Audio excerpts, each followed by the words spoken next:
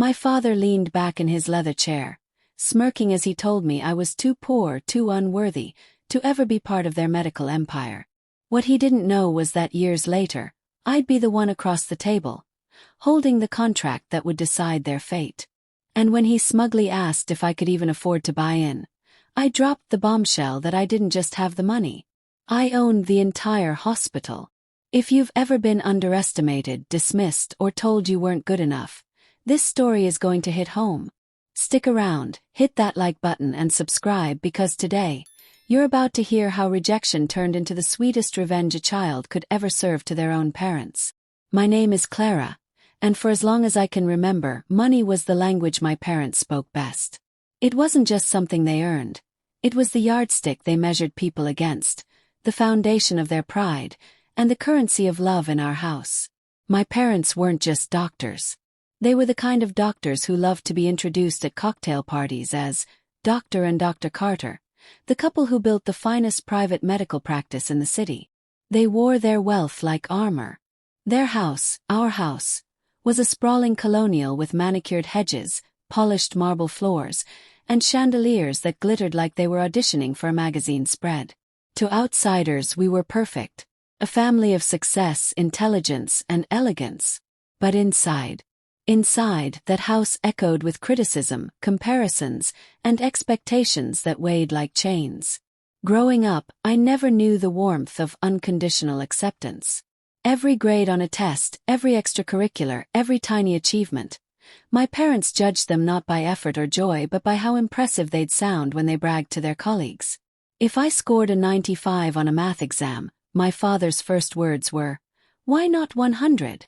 If I performed in the school play, my mother would whisper afterward, "Doctors' children should be at debate club, not wasting time on stage." Their world was narrow, and I was expected to fit into it perfectly. Medicine wasn't just a career option, it was destiny. The only destiny that, in their eyes, was worthy of the Carter name. But here's the thing. I was fascinated by medicine, yes, but not in the way they wanted me to be. When I visited their practice as a child, it wasn't the stethoscopes or scalpels that caught my attention. It was the reception desk. The chaos of scheduling, the tension when patients argued over billing, the exhausted nurses begging for more staff. I saw the cracks.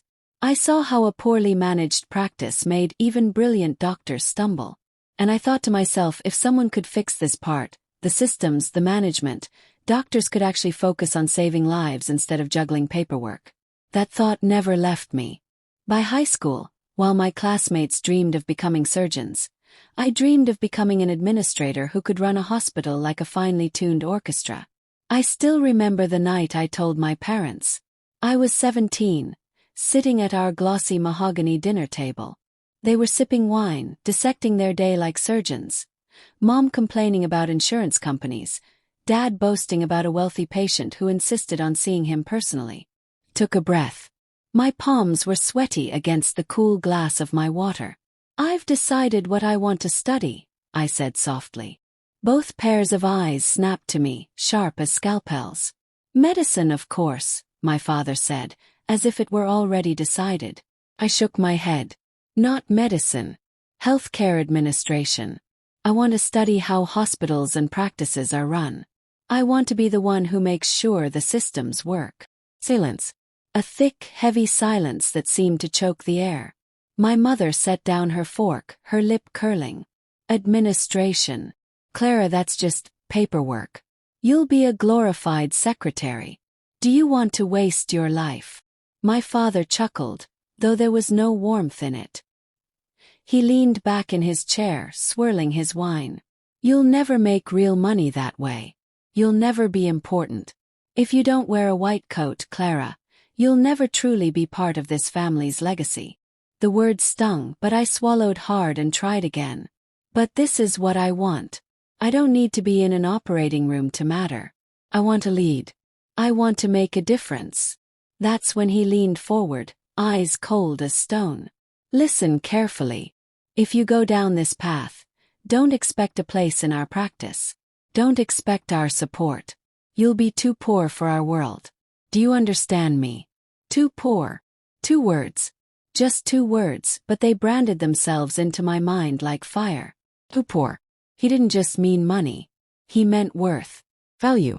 In that moment, he was telling me that because I wouldn't follow his script, I wasn't good enough to belong. Not as a doctor, not as a daughter. My mother didn't argue. She didn't even look at me.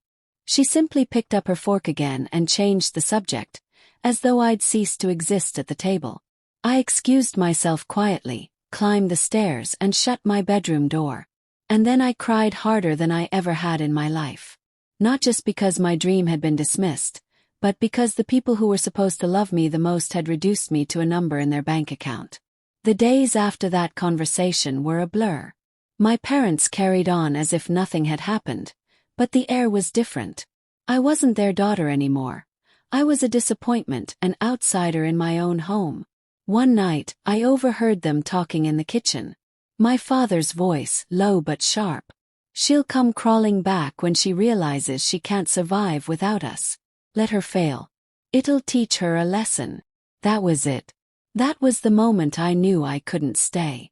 I packed a suitcase quietly, stuffed in what little savings I had, and left while they were asleep. No tearful goodbye. No dramatic confrontation. Just silence, and the heavy slam of the door behind me.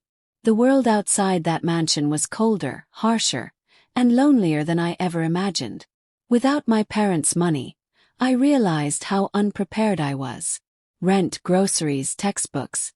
I had to figure it all out on my own. I worked 2 part-time jobs while studying, sometimes falling asleep over my notes at midnight only to wake up at dawn for another shift. My friends went home to families who cheered them on, who helped them when they stumbled. I went home to a cheap apartment with peeling paint and silence. But every time I thought about giving up, I remembered those 2 words. Too poor. And instead of breaking me, they fueled me. They became my fire. In lectures, I wasn't just another student. I was a sponge, absorbing everything I could. I stayed late in libraries, hungry to understand every facet of how healthcare systems worked. I volunteered for projects no one wanted, gaining experience that others overlooked. Slowly, professors began to notice me. Mentors began to open doors. I wasn't just chasing grades. I was building a future from ashes, brick by brick. And though my parents' voices sometimes haunted me, whispering you'll never make it, I countered them with my own. Watch me. Looking back now, I realize that night at the dinner table was both the most painful and the most defining moment of my life. My parents thought they were shutting a door on me forever. But in truth, they handed me the key to build a house of my own. And as I walked away from their world of marble floors and chandeliers into a future of uncertainty, I carried with me a vow that one day I wouldn't just prove them wrong. I'd make them see that the daughter they cast aside was never too poor. She was priceless. When I left my parents' house, I thought freedom would feel exhilarating. Instead, it felt like stepping into a storm with nothing but a paper umbrella. The first weeks on my own were a brutal reality check. I moved into a cramped studio apartment where the walls were so thin, I could hear the neighbor's alarm clock buzz every morning. The heater rattled like it was coughing its last breath, and some nights I wrapped myself in 2 coats just to stay warm. But I told myself, this is mine. My space. My choice. Money was my constant enemy. Rent chewed through my savings faster than I expected. Groceries weren't just numbers on a receipt anymore. They were decisions. Pasta or fresh vegetables. Electricity bill or new shoes for the winter. To keep afloat, I took 2 part-time jobs. One at a cafe, grinding beans and wiping down sticky counters until midnight. The other at a local clinic, filing patient records and answering phones. I juggled shifts and classes, often running from work to lectures with aching feet and a growling stomach. Some nights, I studied in the cafe after closing, the smell of burnt espresso clinging to my clothes. Other nights, I crashed at the library, the hum of fluorescent lights lulling me to sleep. I'll be honest, there were times I wanted to quit. I remember one winter night, my fingers numb from washing dishes in icy water, whispering to myself, maybe Dad was right. Maybe I am too poor for this world. But then I'd remember the sneer on his face, The way he dismissed me like I was nothing. And that bitterness hardened into determination. Well, I'm not too poor. I'm too strong to quit. While my classmates lived comfortably, parents paying rent, tuition, even sending money for vacations, I had no such safety net. But what I lacked in privilege, I made up for in grit. I threw myself into my studies. Healthcare administration wasn't glamorous, but to me it was fascinating. Every lecture about hospital systems, every case study on failed practices, felt like a puzzle I was born to solve. I started to see patterns others overlooked. Why some hospitals collapsed under debt. Why staff morale broke down. Why brilliant doctors sometimes failed. Not because of their medicine but because of their management. My professors noticed. I became the student who stayed after class, asking questions, connecting theory to reality. I volunteered for extra projects, research papers, anything that gave me more experience. One professor, Dr. Lewis, pulled me aside after a seminar. "Clara, you see things differently," he said. "Not just what's on the surface, but what's underneath. That's rare. Don't let anyone tell you this path isn't important." His words stayed with me. For the first time I felt validation from someone who mattered. Not because of my last name, not because of my parents' reputation, but because of me. By the time I graduated, I wasn't just another student with a degree. I had years of real-world experience juggling jobs, networking with professionals, and tackling problems hands-on. My first full-time role was at a mid-size hospital as an assistant in the operations department. Most people saw it as grunt work, handling scheduling conflicts, negotiating with suppliers, monitoring budgets.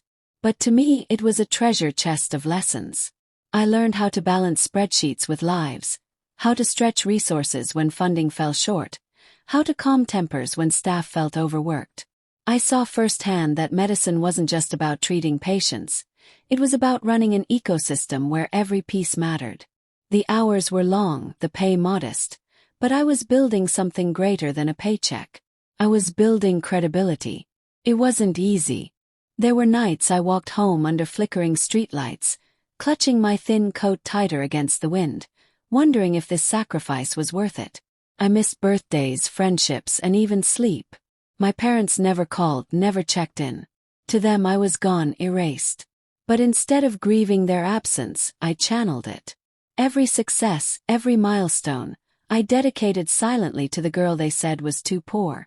When I got promoted to operations manager after just 2 years, I didn't celebrate with family. I celebrated alone with a takeout pizza and a notebook where I scribbled, "Step 1 complete. Onward." As the years passed, I rose quickly. Not because I was the smartest person in the room, but because I was the most relentless. I volunteered for the toughest assignments, projects others ran from. When a department was drowning in debt, I stepped in. When staffing shortages threatened patient care, I found solutions. When morale hit rock bottom, I listened, truly listened to what the staff needed. And word spread. People began to notice not just what I did, but how I did it. I wasn't just fixing problems. I was creating systems that lasted. 5 years into my career, a struggling hospital in the region was on the verge of shutting down. Administrators had come and gone, each failing to stop the bleeding. When the board approached me, I hesitated. I was young, inexperienced compared to seasoned executives. But then I remembered the sneer in my father's eyes. "Too poor." Accepted. The task was monumental. The hospital was outdated, drowning in debt, with staff morale at an all-time low. But for me it was more than a job. It was a chance to prove, to myself, to the world, that I could take something broken and make it thrive. I worked day and night. I met with every department, listened to every frustration, analyzed every financial report. Slowly, painfully, we began to turn things around. New systems, better contracts, investments in staff and technology. It wasn't overnight, but year by year, the numbers shifted. Patients returned. Staff believed again. And the hospital that had been on its deathbed came back to life. By the time I was 30, I was no longer the girl hiding in a cheap apartment, crying over unpaid bills. I was the CEO of a thriving hospital, respected by peers, admired by staff, and trusted by the community. And yet, deep down, the wound my parents left never fully healed. Because for all my success, for all my victories, one question burned inside me. Would they ever see me now? Would they realize the daughter they dismissed had built an empire of her own? I didn't have to wait long for that answer. Because soon, fate would bring us face to face again. And this time the power would be mine. The call came on a rainy Tuesday afternoon. The kind of day where the sky looks bruised and the city feels heavy. I was buried in paperwork when my assistant buzzed through. "It's a broker," she said. "They want to discuss a potential acquisition. Should I patch them through?" I almost brushed it off. Another struggling clinic, another negotiation. But something in her tone made me pause. "Put them on," I said. The voice on the other end was polished, professional. He explained that a once prestigious private practice was looking for a buyer. My pen froze mid-scribble when I heard the name. It was my parents' practice. The empire they had built together. The empire they once told me I would never be worthy to inherit. For a moment, the world went silent except for the steady drumming of rain on the windows. My chest tightened. Memories rushed back. My father's mocking laugh, my mother's dismissive sneer. Those words that haunted me, too poor. I thought I had buried that pain, but here it was, clawing back to the surface. The broker went on, describing how the practice had fallen on hard times. Rising competition, outdated technology, staff leaving for better opportunities. They were bleeding money, desperate for a lifeline. And they needed a buyer quickly. Could have said no. I could have hung up, walked away, and never looked back. But something inside me whispered, "This is your moment. This is what you've been building toward without even knowing it." So I told him I was interested. I made sure he kept my identity confidential, masking everything through the hospital's acquisition team. The irony was too delicious to spoil too early. The weeks that followed were a blur of preparation. Legal teams, financial audits, strategy meetings. Each time I saw the name of their practice on a document, my stomach twisted with a strange mix of satisfaction and sorrow. Part of me wanted to feel pity for them. But the sharper part remembered the 17-year-old girl crying into her pillow while her parents mocked her dreams downstairs. No pity. Just resolve. The day of the meeting arrived. I chose my sharpest suit, one that radiated quiet authority. As I walked into the negotiation room, my pulse thundered, but my face was calm. Years of boardroom battles had taught me that power is half perception. They were already there when I entered. My mother's hair was streaked with gray now, though still perfectly styled. My father's shoulders, once so broad and intimidating, seemed smaller, almost shrunken, though the arrogance in his eyes burned as fiercely as ever. For a moment they didn't recognize me. And then my mother's jaw dropped. "Clara," she whispered, as though saying my name might summon a ghost. My father's face tightened. "You!" His voice dripped with disbelief.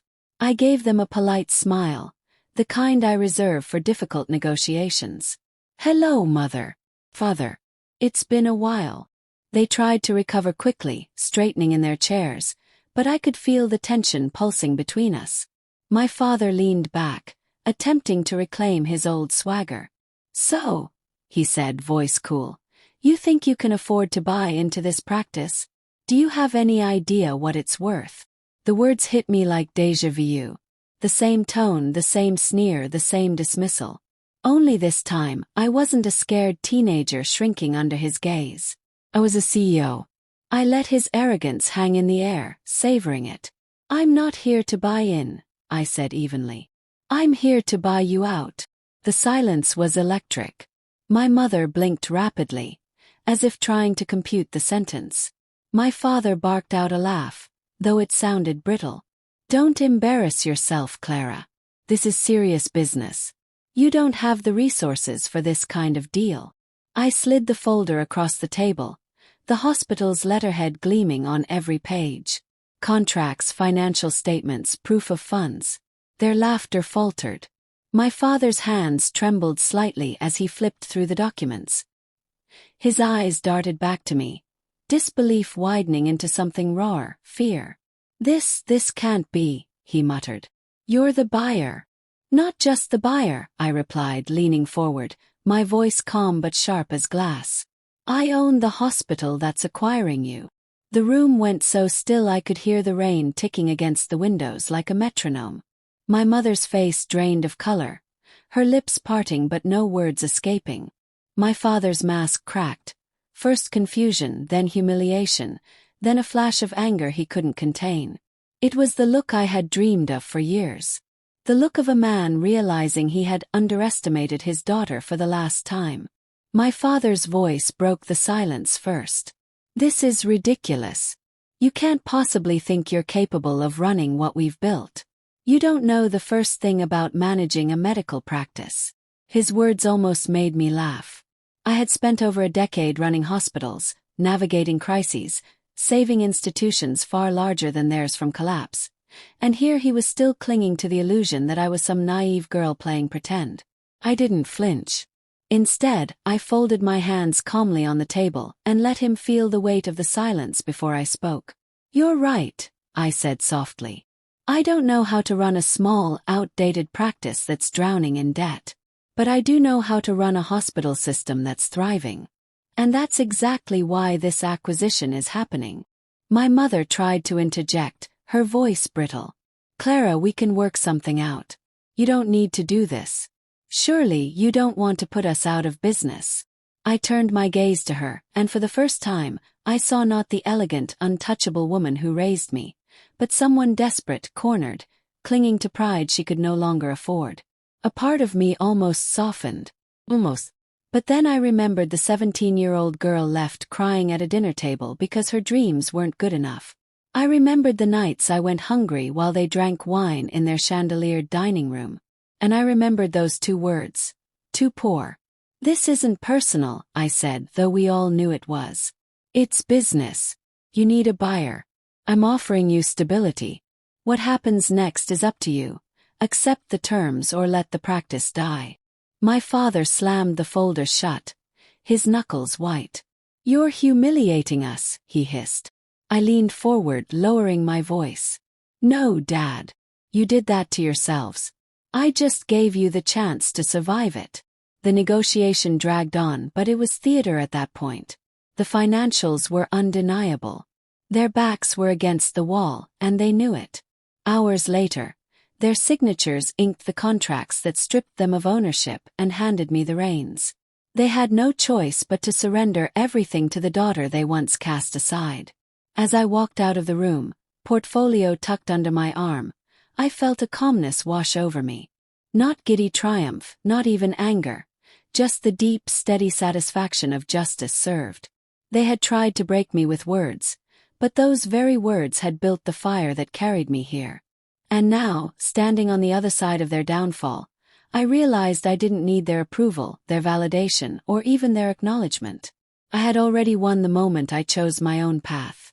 The ink was barely dry on the contracts when the reality sank in for them. Their empire, their pride, their entire identity as owners was gone.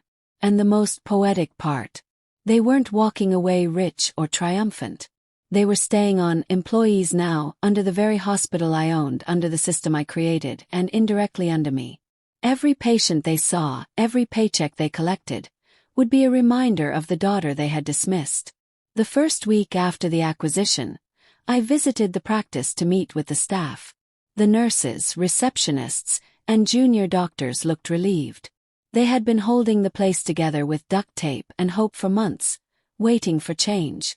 When I walked through the halls, their eyes lit up. They didn't see me as the Carter's daughter. They saw me as the leader who had saved their jobs. That, more than anything, felt like vindication. My parents kept their distance during that visit. My mother avoided eye contact, pretending to be busy with files. My father, though, couldn't resist one last attempt at control. As I prepared to leave, he cornered me in the hallway, his voice low and bitter. You'll regret this, Clara. You think you've won, but all you've done is put yourself in over your head. I met his gaze without flinching. The difference between us, I said quietly, is that I never needed to destroy someone to prove my worth. Built my own. You taught me to survive without you, and now you'll learn to live with me.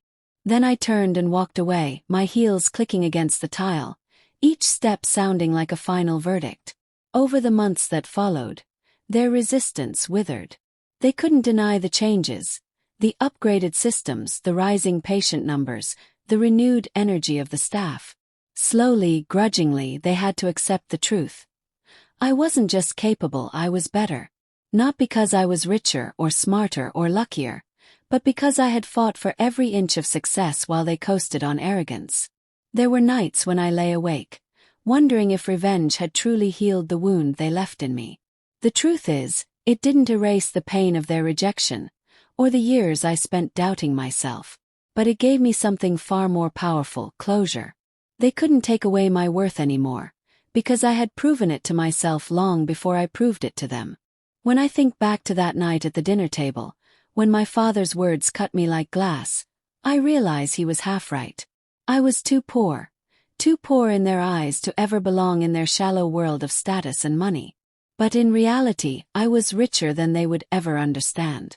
Rich in resilience, rich in vision, rich in a life built on my own terms.